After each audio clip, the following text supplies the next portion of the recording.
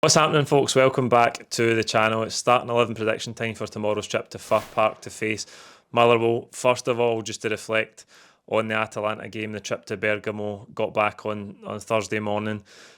What a brilliant place to visit it was. Bergamo would actually recommend anyone who hasn't been to go and visit it. So much to see, but more importantly for Celtic, we were more compact, we were more disciplined, we showed a determination to keep the ball out of the net, and we came away with a really vital point. It did restore some pride after that Dortmund game.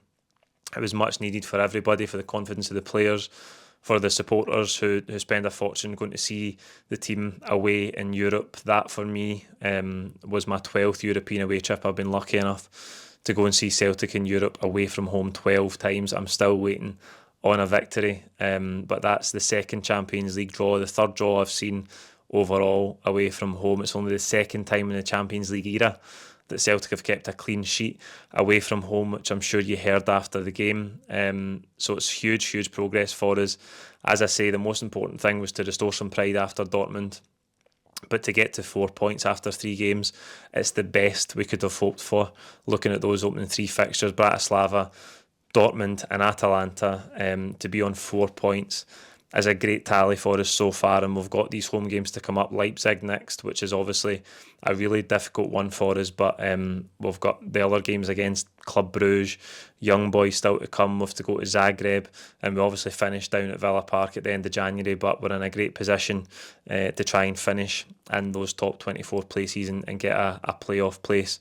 So that was a great result for us, and I know it's only a draw, but when you've gone to see Celtic away from home in Europe, damn right we're celebrating a 0-0 against a team like that away in this competition, because those results are very rare for us. Now, Motherwell currently sitting 5th in the table. They've had 4 wins, 3 defeats and 1 draw from their opening 8 games. That's a really respectable start for Motherwell, really good from their point of view. They'd actually went on a good run of wins just before getting beat by Dundee last weekend. They've had a really strong start to the season, and if you think back to last season, they made life really difficult for us in all 3 league meetings. There was the draw at Celtic Park, and then both trips to Fir Park were last gasp winners for us. So it's going to be difficult tomorrow. You'd expect them to make life hard for us, and we've got this dynamic where we're coming back from an away European game again. The players have put so much into Wednesday, so much mental and physical exertion to concentrate for that long.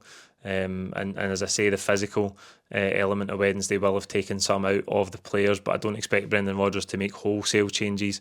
It's just about whether the team can lift their level and keep that high energy coming into a game like this, because sometimes there is that sort of psychological dump when you come back to the domestic game after the highs playing in the Champions League away from home.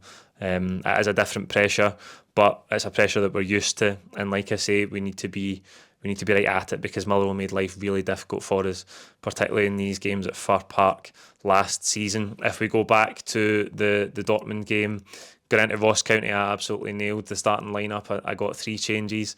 That was the 4th time I'd got the lineup correct this season, so you'll see in the corner the counter is at 4. Hopefully I can get another one tomorrow, but again, it's really hard to gauge how many changes Brendan Rodgers is going to make. The likes of Carter Vickers is back in training, which is good. Greg Taylor also trained with the group yesterday. I think it might just be a wee bit early for those guys to come back in tomorrow, but it's good that we're getting back up to a full complement now, because we do have big games coming up. We've got a midweek game in the league against Dundee, that big semi-final at Hampden against Aberdeen next weekend, and then we come to that huge clash against Leipzig in the Champions League. So plenty of big games coming up, and the quicker Brendan Rodgers can have a full squad to select from, and like say Carter Vickers and Taylor back in contention, the better, because don't get me wrong, the back 4 were very good the other night.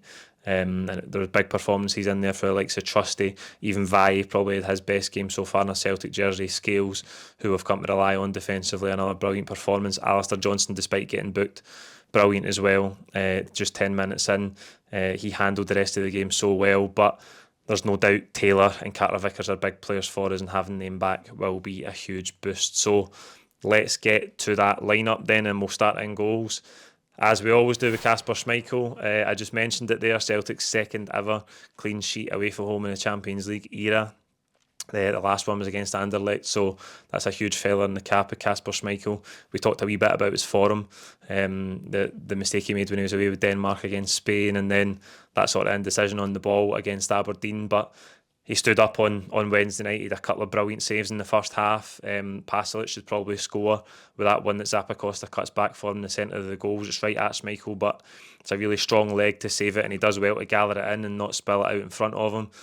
There's a really good save from a header from Retegi as well, just before half time, that kept his level. That was a key period in the game. Just before half time, you wanted to get in at half time 0-0. A terrible time to lose a goal right before half time. That would have knocked the stuffing out of us. And Schmeichel really stood up. He didn't have too many saves to make in the second half. I think that's testament to how we defended. There was a big spell of pressure round about the hour mark.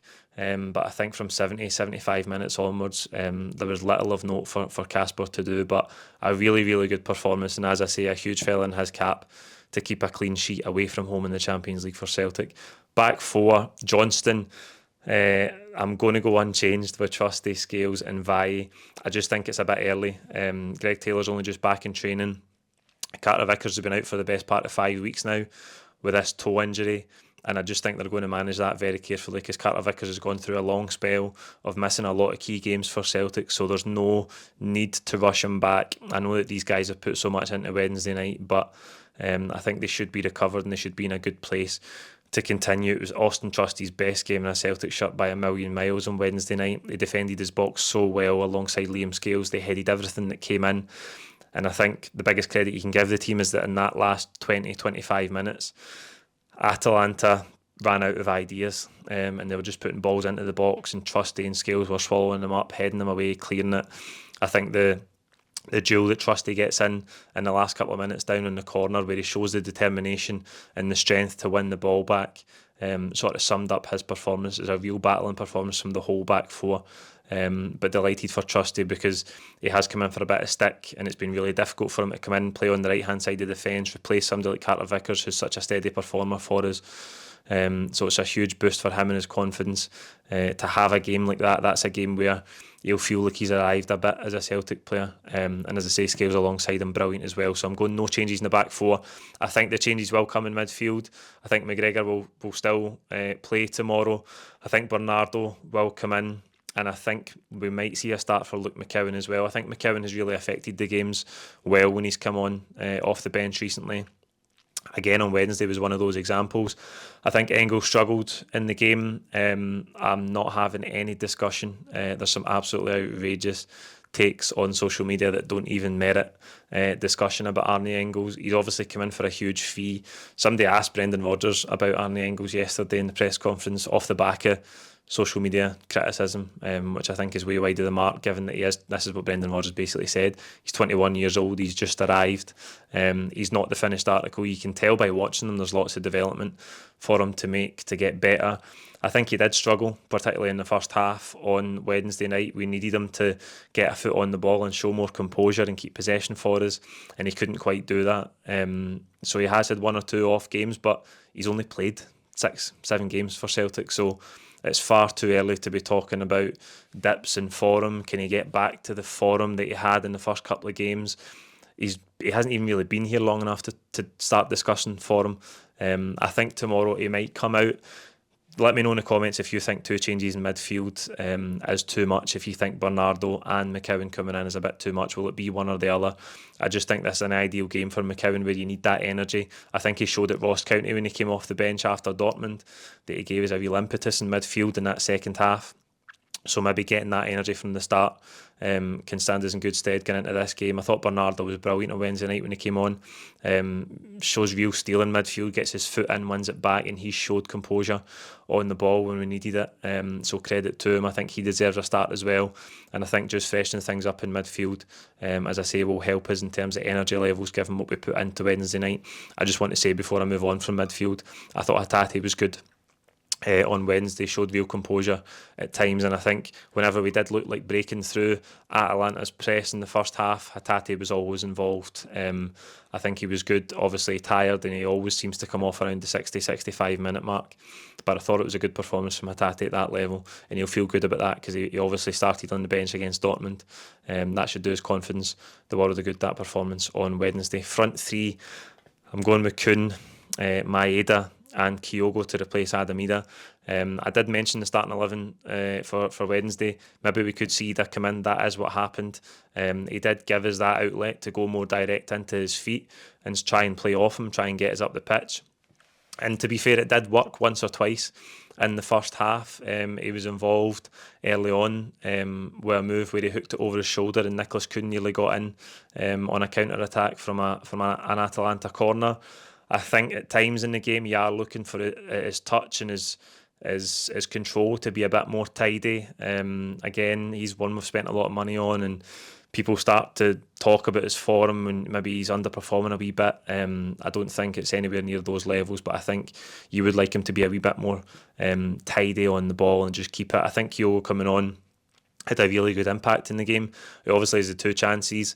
One coming in for the left-hand side, takes a touch straight at the goalkeeper, ends up getting flagged for offside, and then the second one is where Vai's played that long ball, and he's just tried to lob the goalkeeper first time. I think it might have come off like his ankle sort of shin area because he's looked at it a wee bit too high and it's onto the roof of the net, but he did provide a threat for us, and I think the way Atalanta play and how they were chasing the game and kind of going man for man at times, I think Isaac Keane, number 4 for Atalanta, was brilliant. I've watched him a couple of times for them. Really good defender. Looks like he could go to a higher level even than Atalanta, but I think Kyogo's pace did cause them problems late in the game. I expect him to come back in and start, and I thought Kuhn as well deserves a mention for his work the other night, again, particularly in that second half, getting back to double up with Alistair Johnson, because a lot of Atalanta's play was coming down that left-hand side with the likes of Zappacosta, Lookman as well, and then they made changes later in the game. De Catalera was floating over there. There was real threats for them on that side of the pitch, but I thought Kuhn's defensive work was absolutely brilliant. So there you go. That's a lineup I think Brendan Rodgers will go with for the game at Fir Park tomorrow. Let me know if you disagree in the comments below. Please don't forget to like the video, and we'll see you outside the ground tomorrow with full-time reaction. Thank you for watching.